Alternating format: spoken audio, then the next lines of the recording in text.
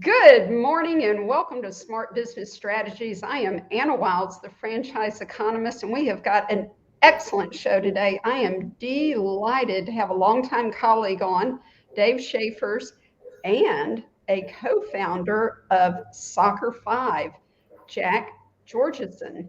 Jack, thank you for being here, and Dave, thank you for being here. You. Thank you, Anna. Nice to be here. Thanks, Anna.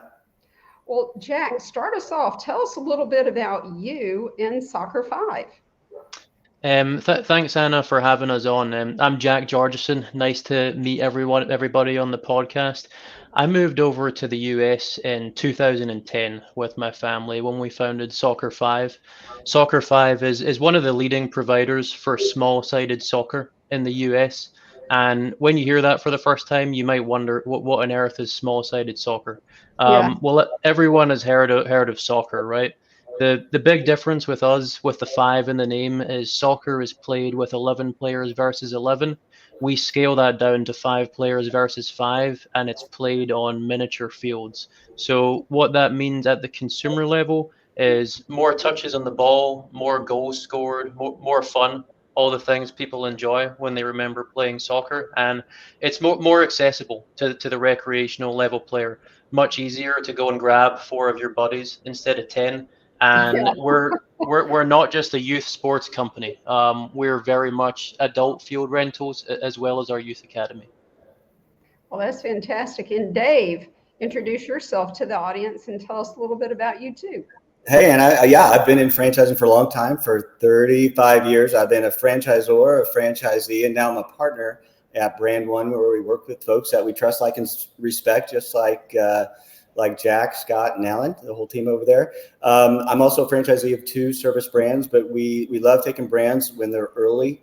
We like category disruptors, things that we think are going to get to that national level. And we haven't done a lot in the real estate play, and we started to look at this, and we didn't know what soccer, what small-sided soccer was either.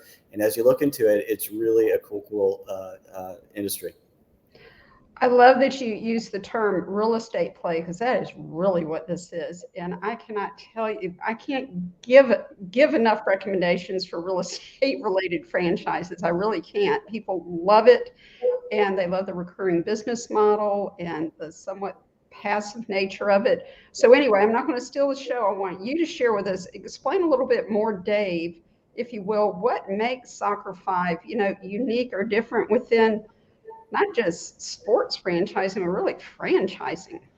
Yeah, I think one is understanding that this business is all about entertainment. And for Soccer 5 in the space that they're in, there's no national competitor. There's 700 places that do this service across the United States, but they're all kind of independent and small. 2 is it's a proven model. This isn't something that just started. They started in Florida, in South Florida 10 years ago. They've got 7 locations, and they're all still here. It's a low employee model. In today's franchise environment, low employee matters. It's a big deal. And the employees that you get when you deal with health and wellness and sport are there because, not the money, because they want to be there. They love the sport. So you're working with people that you love.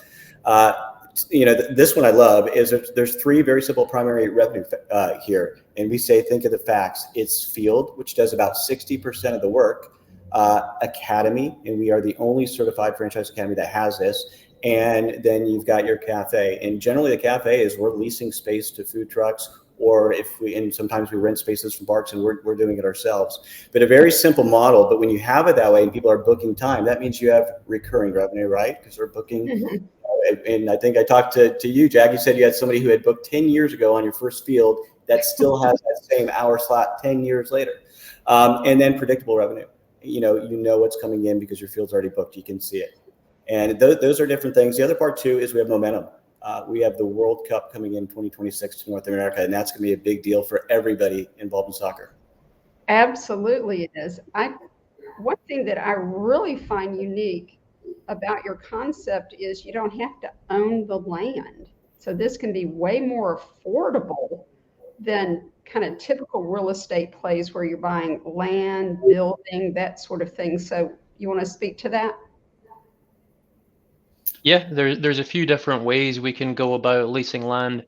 We can either go in and lease any kind of private land opportunity, whether it's a industrial truck yard, or the way we've repurposed our existing locations is we actually go into public land within the municipalities and within parks where there's already heavy foot traffic, people are already playing soccer, and we can get in on a long-term ground lease.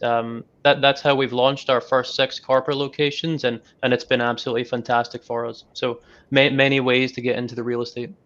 Yeah, and just if I could add to that, and Alan, who's Jack's dad. He has opened up 7 of these already. He knows how to put the turf in, how to do the lights. They have a secondary company that will take on the project for an oncoming franchisee. It's new space for a lot of people. They've done it over and over and over again. So that's something that they offer. They don't require, but it makes the process a lot easier. So they can construct the fields, put in the lights, make it a first-class facility if that work needs to be done. But you're doing like leasehold improvements if you're leasing the land, is that how it works? Yeah, I mean, in the parks, there's 3 primary parts, right? You've got flat land, you've got your parking, and you have your lights, and we're putting up the fencing and the turf. And so if you can have any of those components there, like they were able to find in the parks, and then there's a real good benefit. And even in their first location they opened 10 years ago, they found, such a place. The parks gave them a 1-year lease for fairly expensive build out, and they took it, and they're sitting here 10 years later with 7 locations. That's really amazing. That really is. So explain to the audience, Jack, what is the role of the owner of a Soccer 5 franchise? Yeah, good question. And there are really 2 different approaches to it. If there's someone out there, a candidate who's been playing the corporate game for the last 20 years and they're a little burnt out and they love the idea of being a hands-on operator of their own business, we absolutely love that. Fully open to that. And that type of individual, they'll ultimately be the face of their franchise, the face of their Soccer 5 franchise. They'll be responsible for building network in the community, in their local soccer community, driving top line revenue, building out a winning team with hiring employees. They'll be the face of that company. A second approach you could take is your investor type who maybe doesn't want to quit their full-time job. The beauty of our business is it starts outside of traditional business hours. We typically start at 5 p.m. when the corporate workday ends and run all the way till midnight. So this type of individual, they could hire a general manager to come in and hire the team and be a part of it from an investor perspective. That's very interesting that it's from 5 to midnight, because I bet most people like me immediately assumed this was a youth sports franchise, and it's not. It's definitely not. I'd say the average age of one of our players is anywhere from 30 to 40 years old if you go and visit one of our facilities. And those are our customers that stay with us for a long time. They play every week, and it's the highlight of their week. So we love that. So this could even be like some local clubs that like to play, and they just need a place. Could be local clubs, it could be adult leagues, or it could be if the 3 of us were friends and just decided we want to put together a team and go out on a Tuesday and play. Okay, I was the goalie when I played in high school, so that would be my role. Already building a team. All right, there you go. And Dave, explain to the audience who makes a good candidate for a Soccer 5 franchise. Who are y'all looking for?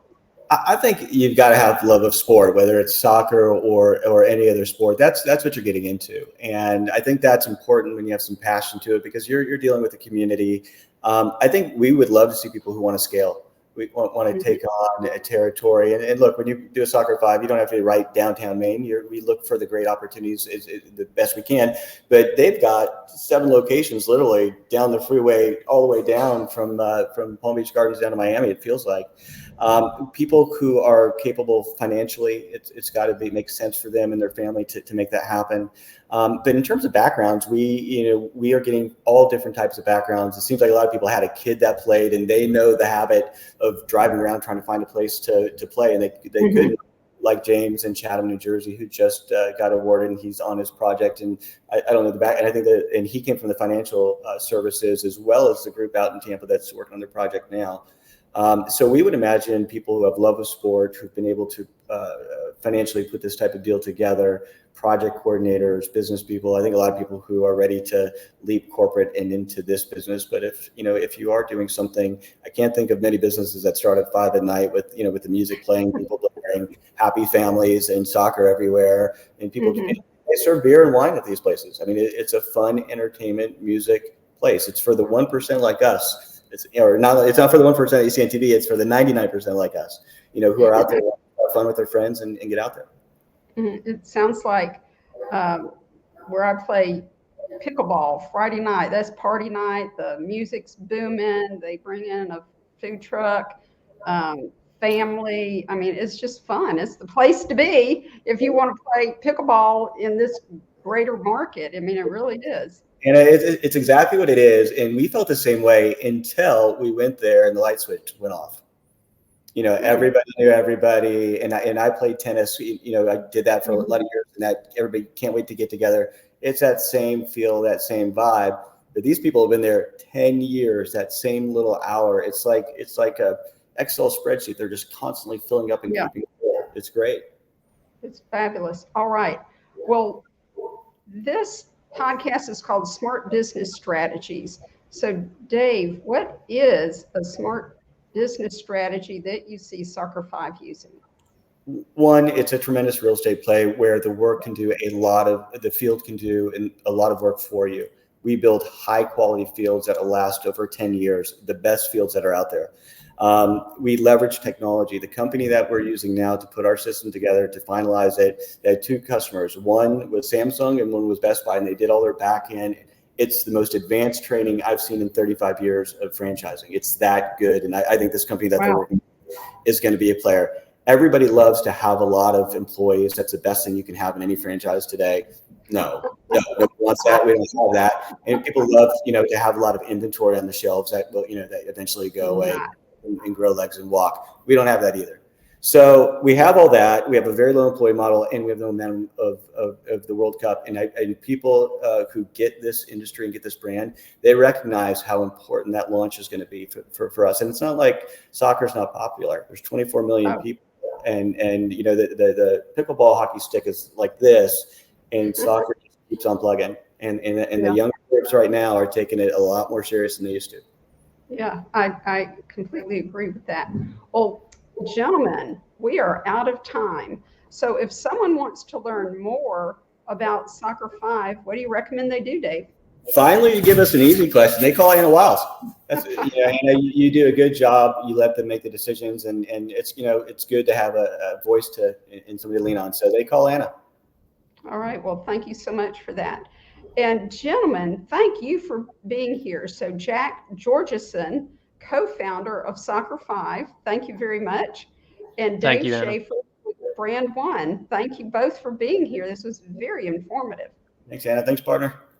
Absolutely. And listen, audience, thank you for being here. Be sure to come back next week where we're going to talk about master franchising. This is a unique investment opportunity within franchising, and not a lot of people know about it. So come back next week, make it a priority. I'm Anna Wiles, the Franchise Economist. See you next Wednesday at 11:30. Bye-bye.